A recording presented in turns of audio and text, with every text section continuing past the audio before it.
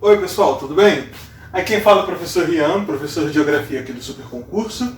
E hoje a gente vai estar dando continuidade então ao nosso módulo de Brasil, ok? Eu já gravei um vídeo, vocês já devem ter recebido, imagino eu, que fala sobre as regionalizações do Brasil, né? Estudamos a proposta de Milton Santos, estudamos a proposta de Geiger, estudamos a proposta do IBGE e entendemos um pouquinho da evolução territorial do Brasil.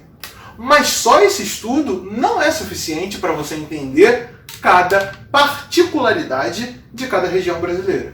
Então agora a gente vai estar fazendo aqui uma série de vídeos, cada um deles com ênfase em determinadas regiões brasileiras. Hoje a gente vai estar falando então sobre a região norte, ok? Passando pelos seus aspectos físicos, seus aspectos socioeconômicos e alguns temas que são importantes, que você não pode dar mole, deixar de estudar, se pensa em fazer, por exemplo, uma prova militar nesse ano de 2020. Beleza, pessoal? Vamos então começar a nossa aulinha de hoje. A região norte, pessoal, ela é uma região muito contraditória, né? Por quê? Porque ela é a região de maior território do Brasil, porém é a que apresenta a menor densidade demográfica. Ué, professor, o que significa densidade demográfica? Como assim? Não estou entendendo. Densidade demográfica, pessoal, é um cálculo matemático que a geografia utiliza dele, aonde você pega o seu total de habitantes e divide pelo seu território. Assim você consegue saber se existem muitas pessoas por quilômetro quadrado ou poucas. Enquanto que no sudeste brasileiro você vai ter algumas regiões com densidade demográfica de 80 habitantes por quilômetro quadrado, o norte do Brasil vai ter uma média de 3 habitantes em algumas regiões, como por exemplo Rondônia. Então, em alguns lugares, a densidade demográfica vai ser de 4 habitantes por quilômetro quadrado, o que mostra um vazio demográfico. Por que isso acontece? Você vai entender quando a gente estudar os aspectos físicos, tá bom? Um passo de cada vez, não vamos nos precipitar. O fato é que a gente está falando de 17 milhões de brasileiros distribuídos entre os estados do Acre, Amapá, Amazonas, Pará, Rondônia, Roraima e Tocantins, né? Quando a gente fala de economia na região norte, a gente tem que dar a ênfase ao extrativismo e à agropecuária, beleza? Extrativismo, nesse caso, pessoal, pode ser tanto extrativismo animal, quando a gente fala, por exemplo, de pesca, a gente está falando de um extrativismo animal. Ou um extrativismo vegetal, por exemplo, a extração de madeira é uma realidade da floresta amazônica, não é? E, é claro, o próprio extrativismo mineral, né? A retirada de minerais da natureza para usar, por exemplo, em artefatos tecnológicos. O fato é que o extrativismo é uma realidade do norte brasileiro, assim como a agropecuária, ok? Tanto o plantio, o cultivo de espécies vegetais, como a criação de animal, seja para usar da sua carne, seja para usar do seu leite, do seu couro e outros aspectos fundamentais e relevantes. O fato é que os centros urbanos de Manaus e do Pará são os mais desenvolvidos dessa região. E já a gente vai entender por que isso acontece. Ok? Vamos avançando então? Aqui a gente tem um mapa da região norte. Beleza? Lembrando, gente, essa região ela equivale a aproximadamente 42% do território nacional. Então o norte brasileiro corresponde a uma boa parte do Brasil, né? A gente está falando aí de 3.853.676 quilômetros quadrados, que é equivalente, já falei, a quase 43% do território nacional. E, não se esqueça, né? Aqui a gente também encontra o maior estado brasileiro em território, que é o estado do Amazonas. Uma ótima pergunta para as provinhas desse ano. Bora lá? Agora sim, entramos nos aspectos físicos, ok? É meio complicado dizer isso como geógrafo, né? Mas geralmente as questões de região norte que são cobradas estão relacionadas aos aspectos físicos, tá? Ah, professor, significa que lá não tem civilização? Que lá não tem povos vivendo, habitando aquele espaço com tecnologia? Lá é roça? É óbvio que não, essa é uma visão preconceituosa, estereotipada e incorreta. Porém, os aspectos físicos são muito determinantes e não podem ser ignorados quando a gente estuda o norte brasileiro. E o fato é que essa região norte caracteriza-se pelo domínio da floresta amazônica. A gente está falando de um bioma que apresenta uma biodiversidade imensa. A floresta amazônica, pega a visão aqui desse mapa, ela se estende além do território brasileiro. Ela vai pegar parte da Venezuela, da Colômbia, do Equador, do Peru, da Bolívia, da Guiana, do Suriname e da Guiana Francesa. Agora, é claro que o Brasil tem a maior parte da floresta amazônica. Isso é um fato indiscutível. Porém, você tem que entender que não é só no Brasil que existe floresta amazônica. Eu já tive um aluno que falava que o Suriname ficava na Ásia e que era impossível ter floresta amazônica no Suriname. Olha só, um erro bobo, um erro grotesco e que, numa bobeira dessa, você erra uma questão. O fato é que com 4 milhões de quilômetros quadrados, o Brasil de fato vai ter sim a maior extensão desse maravilhoso bioma que se estende pelo continente americano. Ok? Vamos lá então, pessoal, para o próximo? E aqui a gente entra na primeira parte complicada, na primeira parte salgada da aula de hoje, tá bom? Que é justamente a divisão da floresta amazônica, tá? A maioria das pessoas, quando pensa em amazônica, pensa o quê? Um monte de árvore. Árvore pra caramba, tem árvore ali, árvore lá. Vem uma onça, do nada vem, sei lá, um tiranossauro rex. Então, tira essa visão estereotipada da sua cabeça. Quando a gente fala de floresta amazônica, a gente vai falar de 3 tipos de vegetação. Ok? 3 tipos. E a dica que eu te dou é você pensar no rio. Ok? Por quê? Como assim? Primeira vegetação, pessoal, ó, aqui ó, é a mata de Igapó. A mata de Igapó, ela está muito próxima ao rio. Então ela vai estar praticamente inundada o ano todo. A mata de Igapó, ela vai lidar com muita água constantemente. Se você parar para pensar, ó, aqui nessa linha pontilhada é o nível normal do rio. Se você estudou hidrografia brasileira, você está ligado que a maior parte dos rios do Brasil são alimentados pela água da chuva. Tirando o rio Amazonas, que já já eu vou explicar a diferença dele. Mas quando o nível do rio sobe, quando você tem período de cheia, aí, amigão, a mata de Igapó fica praticamente submersa. Então, falei de mata de Igapó, falei de vegetação que está inundando praticamente o ano todo. Já aqui, ó, na mata de Várzea, essa é um pouquinho diferente. Olha a localização dela na imagem. Ela está um pouco mais acima. Então a mata de Várzea, ela inunda periodicamente. Pô, tá em período de chuva, tá em período de muita chuva. Tá em período de cheia mesmo, o nível do rio subiu. Aí, realmente, a mata de Várzea vai inundar. Opa, não está chovendo tanto, não está aquela chuva extrema. O nível normal do rio se apresenta e a cheia deixa de existir. Aí a mata de Várzea, opa, não fica inundada. Então a mata de Igapó, inundada basicamente o ano todo, maior parte do ano. Mata de Várzea só inunda no período de cheia. O nível do rio subiu, mata de Várzea inundou. E por último, mas não menos importante, temos a mata de terra firme. A mata de terra firme, o nome dela é muito claro, né, gente? E a posição dela na imagem também. Ela está nas partes mais elevadas do relevo. Ou seja, dificilmente ela vai estar inundando. Ok? Se não acontecer uma aberração da natureza, pouco provável que a mata de terra firme inunde. Enquanto que a mata de Várzea inunda nos períodos de cheia e a mata de Igapó, ela sim vai estar lidando com a água constantemente ao longo do ano. Ok? O fato é que a formação dessa floresta, pessoal, é resultado da interação entre os elementos do meio físico, como clima, relevo, solo, vegetação, hidrografia, a ação dos seres vivos. Você não pode enxergar essas árvores sozinhas, como se todo esse restante aqui tivesse desconexo. Não!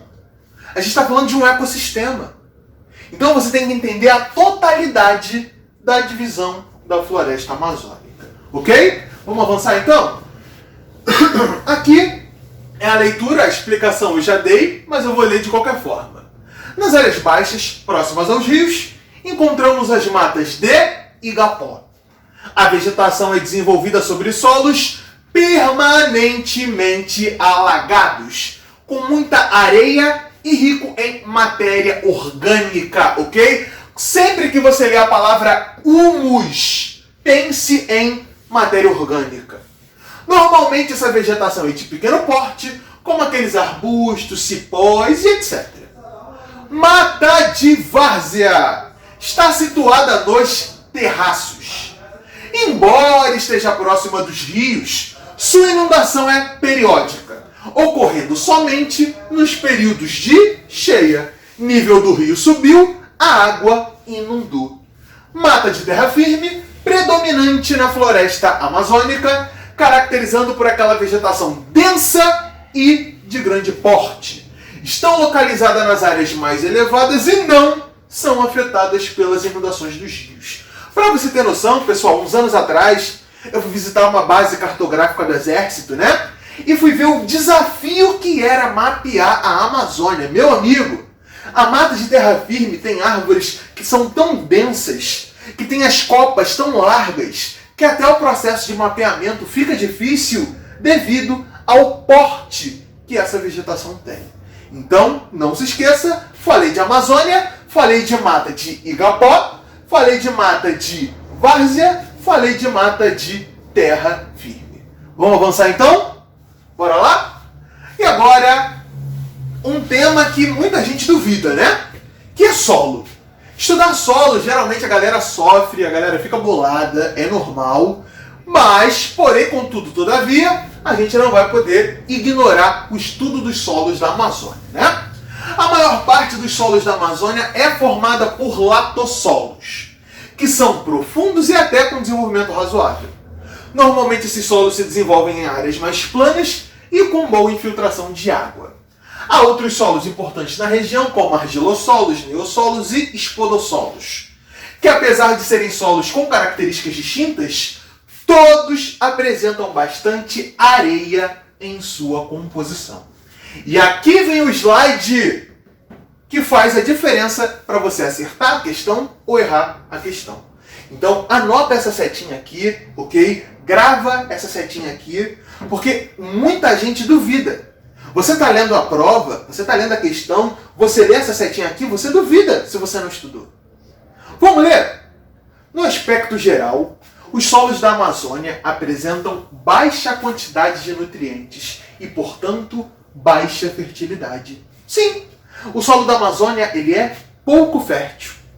Não é recomendável você fazer grandes cultivos no solo da Amazônia. Acredita nisso? Agora, pensa você, seja sincero, meu aluno que está aí na sua casa vendo esse vídeo. Você está na questão, você não estudou, você vê uma alternativa que fala que o solo da Amazônia tem baixa fertilidade, você marca? Se você não estudou, você não marca. Então, a partir de agora, lembre-se disso. Os solos da Amazônia têm baixa fertilidade. Quer entender por quê? A gente vai ver no próximo slide. Vamos lá? A floresta é mantida pelo processo de decomposição das folhas e animais, da fotossíntese e da regularidade hídrica. Chove bastante. Então, pessoal, é para você entender de maneira rasa. Os nutrientes do solo da Amazônia, eles são numa camada rasa do solo. Quando você vai para a parte mais profunda do solo da Amazônia, você vai achar o quê? Areia pra caramba. Então, você vai fazer o primeiro plantio. Beleza, você vai plantar, você vai colher, vai dar bom. Você vai fazer o segundo plantio, você já vai sentir uma diferença. A fertilidade já caiu. Mas beleza, você mantém. Você vai fazer o terceiro plantio, já vai cair muito. Conforme o tempo vai passando, amigão, já era. Então, você tem que entender que não é recomendável o desenvolvimento de atividades agrícolas no solo amazônico, ok? A curto prazo, tu pode até render um pouquinho, Mas em longo prazo, amigão, você vai fazer a improdutividade desse solo. E você não pode esquecer que o solo da Amazônia tem areia pra caramba. Se esse solo é lotado de areia e você vai sufocando esse solo, você vai tirando os nutrientes para fazer uma agricultura sem pensar, você pode gerar processos que vão afetar e muito o bioma de floresta amazônica. Para os mais alarmistas, até mesmo um processo de desertificação pode acontecer na Amazônia se você fizer uma agricultura de forma desordenada. Beleza, gente? Então vamos prosseguindo aqui, porque o fato é que as florestas localizadas próximas à linha do Equador apresentam muita chuva. É a regrinha de clima que eu já cansei de falar, não é? Quanto mais perto da linha do Equador eu tô, mais quente fica. Se mais quente fica, amigão, eu tenho mais água evaporando. Se eu tenho mais água evaporando, eu tenho mais chuva. O fato é que, como você tem chuva bem distribuída ao longo dos anos e altas temperaturas, esse tipo de vegetação vai ganhar até o nome de floresta equatorial. A floresta que desenvolve próximo da linha do Equador, a área mais quente do planeta. Por isso, altas temperaturas o ano todo, chuva pra caramba o ano todo. Ok? Ah, professor, então quer dizer que é tudo lindo. Chove muito, todo mundo fica feliz, é água o tempo inteiro, tu pode dançar na chuva todo dia lá, que lindo. Então, tem os seus riscos. O fato de chover muito contribui para o processo de lixiviação do solo, ou seja, a água da chuva passa e lava os nutrientes do solo, o que também traz consequências negativas para o solo dessa região. Então, por mais que a chuva tenha o seu lado bom para o plantio, por exemplo, o processo de lixiviação pode sim e é um fator fundamental para você entender o que se passa no solo da Amazônia. E para encerrar essa parte, né, além da floresta amazônica, a região norte também vai ter núcleos de cerrado situado ali nos estados de Roraima e Tocantins. Beleza? Por mais que eu vá citar mais o Cerrado e explicar mais o Cerrado na aula de região centro-oeste, tá, pessoal? Hoje eu vou focar mais nessa questão da Amazônia e vou avançar para outras características da região norte. Agora, por exemplo, a gente vai estudar a hidrografia. A hidrografia da região norte é composta pela bacia do rio Amazonas e por parte da bacia do Tocantins-Araguaia. A bacia do rio Amazonas tem cerca de 7 milhões de quilômetros quadrados, sendo assim a maior rede hidrográfica do mundo, formada por rios importantes como Tapajós, Madeira, Rio Negro, Solimões. É importante ressaltar que a bacia do rio Amazonas ocupa 63% do Brasil, pegando os estados do Amazonas, Acre, Roraima, Rondônia, Mato Grosso, Pará, Amapá e países vizinhos. E os rios se apresentam fundamentais para a economia, né? Afinal, você pode gerar energia elétrica nesses rios, em boa parte deles, é claro, não em todos, a navegabilidade, que também é vital, e, é claro, a base de subsistência para os povos que vivem nessa região, principalmente os povos ribeirinhos, os povos que vivem na beira do rio e que sobrevivem principalmente da pesca. Ok? O rio Amazonas é, sem dúvida alguma, o rio muito importante para a dinâmica hídrica da região norte do Brasil. Mas vamos avançar, pessoal? Quando a gente fala de rio Amazonas, ok? Observa bem esse mapa, ó. Aqui, ó, a bacia amazônica. E aqui, ó, nessa linha destacada, o rio Amazonas. Olha a visão que eu vou te passar. A maior parte dos rios brasileiros, são alimentados pela água da chuva. Choveu, nível da água subiu. Tá um ano sem chover, aí, amigão, o nível da água com certeza vai descer muito. Então, o único rio que foge um pouco dessa regra é justamente esse rio que estamos estudando. Afinal, o degelo da Cordilheira dos Andes, a neve que está na Cordilheira dos Andes, quando derrete, ela vai desembocar justamente em um dos canais que alimentam a bacia amazônica. Então é por isso que a bacia amazônica é a única que tem um regime misto. Ou seja, ela se alimenta tanto de uma forma pluvial, ou seja, da água da chuva, quanto por um regime nival, ou seja, através da neve que vem lá da Cordilheira dos Andes. Ok? Prosseguindo. E agora, em relação à geologia, essa região é caracterizada pelo escudo das Guianas, pelo escudo brasileiro e pelas vastas deposições fluviais, ok? Essa daqui, pessoal, é a proposta de Jurandir Ross. Eu pretendo fazer uma aula só para relevo do Brasil, beleza? E aí sim, nessa aula, a gente vai entender melhor o que é a proposta de Jurandir Ross para as unidades morfoestruturais brasileiras, ok? Para explicar de maneira rápida, em verde nós temos as depressões. Em amarelo nós temos as planícies. Em laranja nós temos os planaltos. Ué, professor, mas e as montanhas? O Brasil não tem montanha? É óbvio que não! Afinal, o Brasil está no centro de sua placa tectônica, por isso que o nosso relevo não tem grandes altitudes. É óbvio que a região norte do Brasil também não vai fugir dessa regra. O fato é que, quando falei de região norte, e você pensa nos planaltos dessa região, você tem que falar do Planalto da Amazônia Oriental, planaltos residuais do norte amazônico e sul amazônico.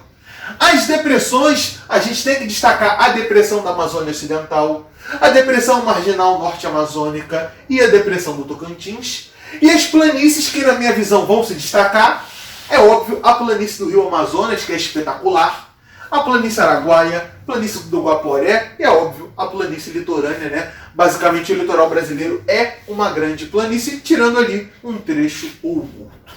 Ok? Mas tranquilo, na aula de relevo a gente vai entender melhor o significado dessa proposta do tio Jurandir Ross. Avançando, rapaziada, bora lá? Vimos então os aspectos físicos, agora entramos nos aspectos socioeconômicos. Observa esse mapa, por favor, aqui do IBGE, mapa do Brasil em 2010. Bem, para você entender esse mapa, você tem que perceber o significado dele. Se eu quero perceber o significado de um mapa, eu busco a sua legenda. A legenda do mapa que te dá a resposta. E esse é um mapa de densidade demográfica. O fato é que a gente tem a região de maior território brasileiro, com a menor densidade demográfica do país e também os menores índices de urbanização. Ok? Quanto mais amarelo é a cor do meu mapa, menor a quantidade de pessoas por quilômetro quadrado. Quanto mais vermelha é a cor da minha região no mapa, maior a quantidade de habitantes por quilômetro quadrado. Enquanto a gente tem regiões do norte com uma densidade demográfica de 2 a 4 habitantes por quilômetro quadrado, a gente tem no sudeste e nordeste densidades demográficas acima de 80 pessoas a cada quilômetro. Repito, mostra o grande fato, né, que é a péssima distribuição populacional que ocorre no Brasil. E é claro, a região norte não vai fugir dessa regra, a distribuição populacional não ocorre de forma homogênea nessa região. Para você ter noção, o Pará tem a maior população do norte brasileiro. São 8 milhões de pessoas. E uma densidade demográfica ali de 6 pessoas a cada quilômetro quadrado. Repito, um valor baixo em comparação ao sudeste brasileiro. Mas se tu comparar com Roraima, cara, Roraima, que é o estado de menor população do norte, um estado que só tem pouco mais de 500 mil pessoas, vai ter uma densidade demográfica ali de, no máximo, 2 pessoas por quilômetro quadrado. Ou seja, é uma população mal distribuída, e esse mapa de densidade demográfica vai estar comprovando esse argumento, beleza? Quando a gente avança para o próximo slide, pessoal, a gente vai ter uma dimensão melhor da região norte em números. Esse infográfico é bem interessante porque a gente percebe que 7 estados reúnem 18 milhões de habitantes e geram apenas 5,4% do PIB nacional. Lembrando que essa é uma fonte que vai estar variando ali, né? O IBGE produz esse mapa em 2019, né? Mas boa parte desses dados acabam sendo até de 2016, tá, pessoal? Então, assim, ele é recente, né? Mas não é tipo 2020, não é padrão agora, literalmente, atualmente, tá? Mas é óbvio, é um mapa que tem o seu destaque sim. Aí aqui a gente tem, por exemplo, o Acre, que vai ter, por exemplo, uma população de mais de 800 mil habitantes, Rondônia, Amazonas, Roraima. Os IDHs também são bem interessantes, né, gente? Lembrando que IDH é o Índice de Desenvolvimento Humano, que mostra a qualidade de vida dessa região.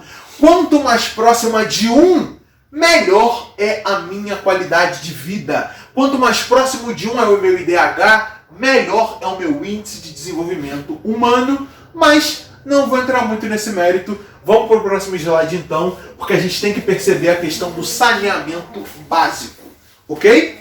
Quando a gente fala de saneamento básico, pessoal, a gente tem que entender uma coisa, né? Que é o fato de que essa questão do saneamento básico, ela é problemática no Brasil inteiro, ok? Se você for no Rio de Janeiro, cara, o Rio de Janeiro não tem tratamento de esgoto correto para toda a sua população. Se você for em São Paulo, você vai perceber que o saneamento básico é problemático lá. E a região norte não foge disso, gente. A falta de aterros sanitários e o lançamento de esgoto e lixo direto nos rios são principais causas de contaminação da água. Se a gente está falando de uma região cuja riqueza hídrica é abundante, é irracional a ideia de que você está contaminando a água com lixo e esgoto. Como dito anteriormente, pessoal, se nem no sudeste brasileiro a gente tem um tratamento de esgoto eficiente, no norte do Brasil essa situação também é extremamente precária. E o fato é que, economicamente falando, isso é prejudicial. Isso porque eu nem estou entrando no mérito da questão ambiental. Ambientalmente falando, pessoal, isso é ainda mais grave, ok? Bem, prosseguindo no nosso raciocínio, pessoal, a gente conclui que o PIB da região norte é realmente pouco se a gente comparar com o PIB brasileiro, né? O fato é que a região norte apresenta um crescimento bem relativo, vamos dizer assim. O fato é que as atividades econômicas mais desenvolvidas estão relacionadas ao extrativismo, à agropecuária e à indústria, ok? Sendo que as áreas agropecuárias estão em processo de expansão para a fronteira da floresta amazônica, estando relacionada à migração populacional de outras regiões do país. Para isso, é fundamental você estar estudando a Zona Franca de Manaus. Depois,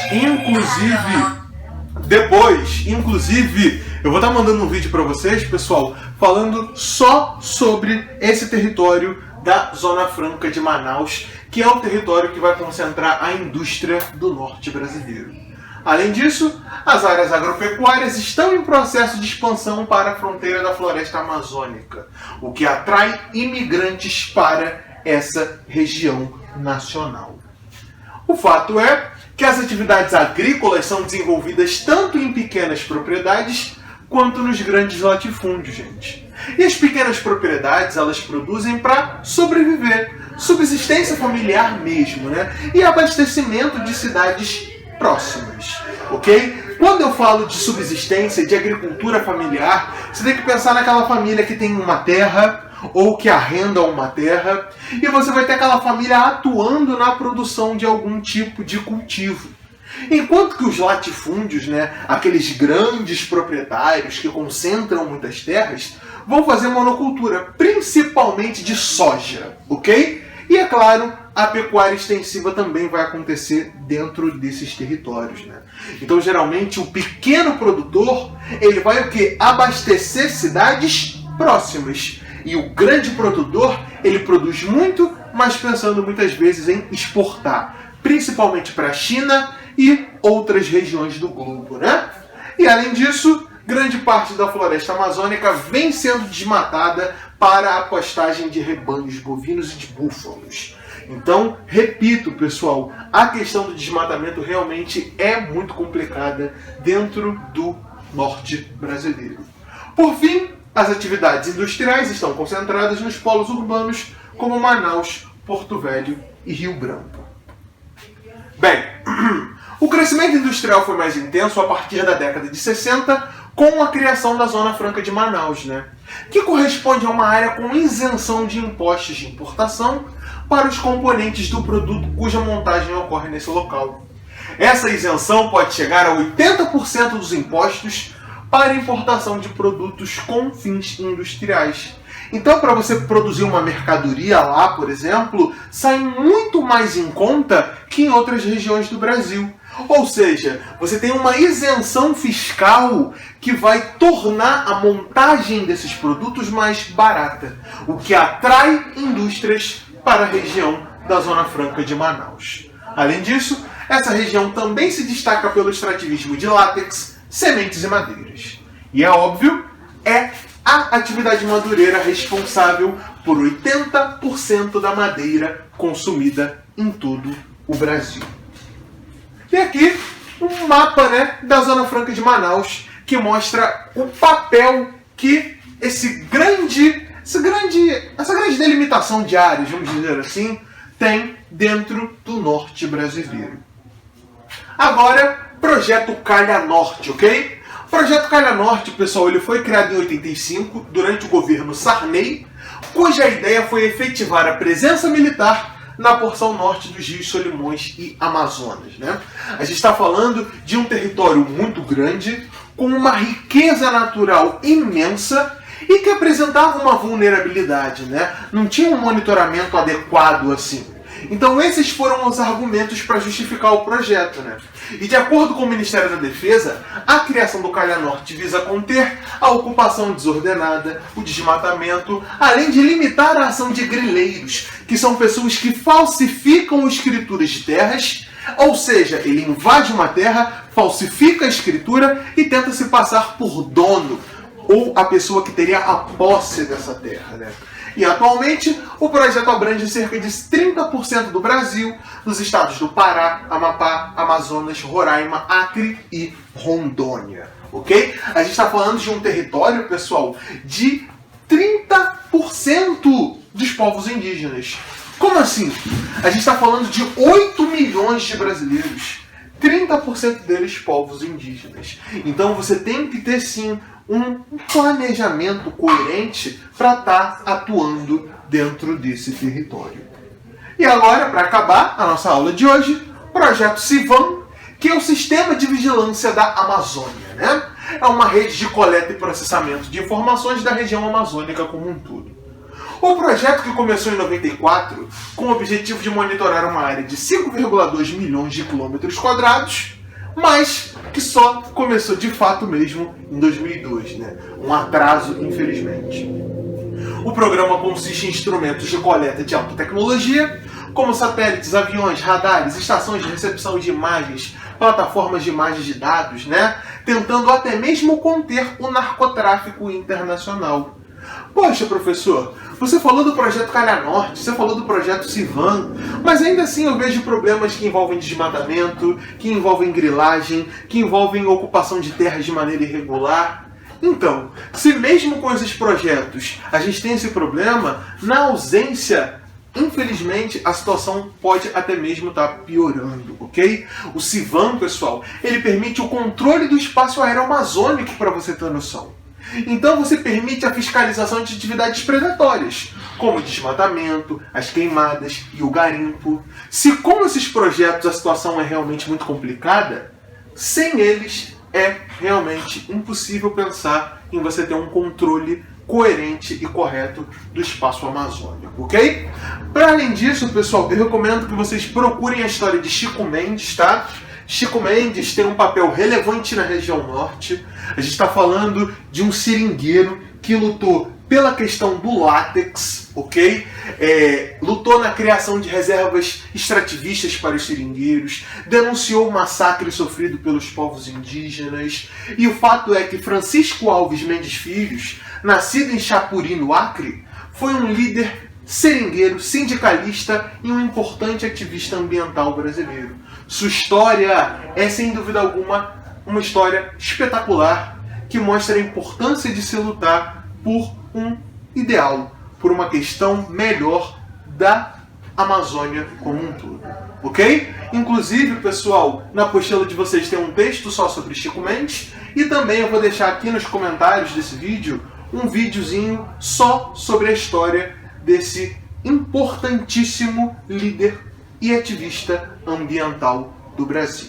Tá bom? Então nessa aula a gente estudou os aspectos físicos da região norte, como vegetação, falando de floresta amazônica, sua mata de igapó, mata de várzea e mata de terra firme. Sobre o clima, cuja grande presença está próxima da linha do Equador, fazendo com que essa área tenha grandes chuvas e elevadas temperaturas. A hidrografia, estudando principalmente a bacia do rio Amazonas. E, é claro, o relevo e o solo dessa região, destaque para o fato de que os solos da Amazônia têm pouca fertilidade. Nos aspectos físicos, estudamos desde a Zona Franca de Manaus, a população que está mal distribuída, a urbanização que está precária, além de problemas que envolvem esgoto, saneamento básico e temas inerentes à economia, como agropecuário, extrativismo e a própria indústria concentrada na Zona Franca de Manaus. Não se esqueça de dar aquela estudada na história de Chico Mendes e também no Projeto Calha Norte e no Projeto Civão. A gente se vê no próximo vídeo. Um grande abraço para vocês. Muito obrigado. Bons estudos. Tamo junto, pessoal.